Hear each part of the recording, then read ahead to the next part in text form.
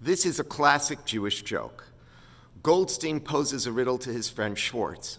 He says, "What's purple, hangs from the wall, and whistles?" So Schwartz says, "I don't know." And Goldstein says, "A herring." And Schwartz says, "A herring? How does a herring hang from a wall?" So Goldstein says, "You nailed it there. How is a herring purple? You painted it purple." So finally Schwartz says, "How does a herring whistle?" So Goldstein says, "No, so it doesn't whistle." Now, I happen to find this joke to be very funny. Some of you may not find it to be that funny, but it is certainly a classical example of Jewish humor. Now, authors have wondered, what is it about the Jews that makes them so funny? Freud has written about it.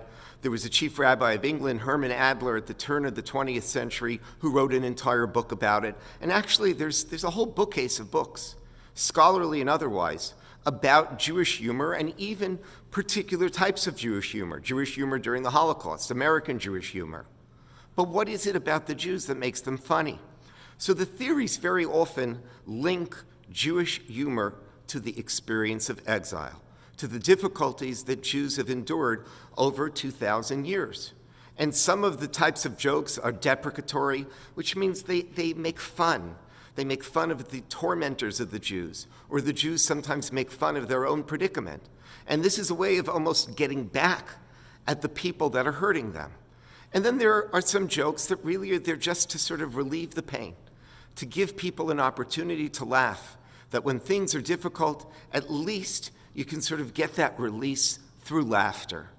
But I think that there's something much more substantial to Jewish humor. And Jewish humor begins at the very beginnings of Jewish history. In this week's Torah reading, we're told about the laughter that that Avram has and Sarah has when they're told that they're going to have a son who's going to be named Yitzchak. Abraham and Sarah are an elderly, childless couple, and God tells them not once but twice, "You are going to have a child." And both Abraham and Sarah laugh at this prospect. They think it's impossible. And then they have a child. They name him Yitzchak after the laughter they had. Now, I believe that actually this is meant to teach us a lesson, that laughter is going to be part of the Jewish experience, but not because it's a response to exile, but actually it is a way of opening up vistas of hope, because jokes force you to think about things in a different way. It forces you to think in a creative way. And then, of course, that creativity, when you look at the world and you look at your responsibility to make the world a better place, when you look at the possibility of maybe there will be a redemption, then that creativity will have an enormous impact. And there really is a short distance from the Jewish sense of humor, one which is with us from the very beginnings of our history, to Jewish Nobel Prizes, which are built on creativity. And there's a short distance from the Jewish sense of humor to the creation of the modern state of Israel.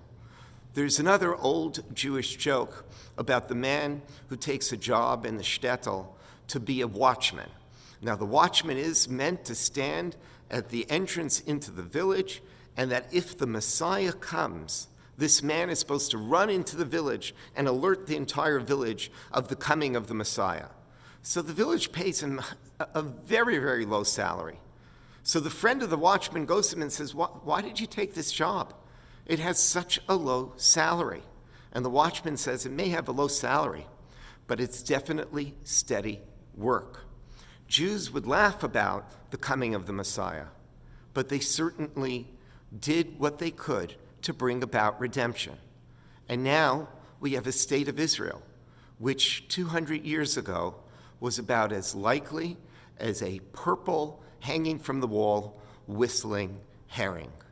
The Jewish sense of humor has brought hope and creativity to the Jewish experience, and it's right there from the beginning with the birth of Yitzchak, of Isaac.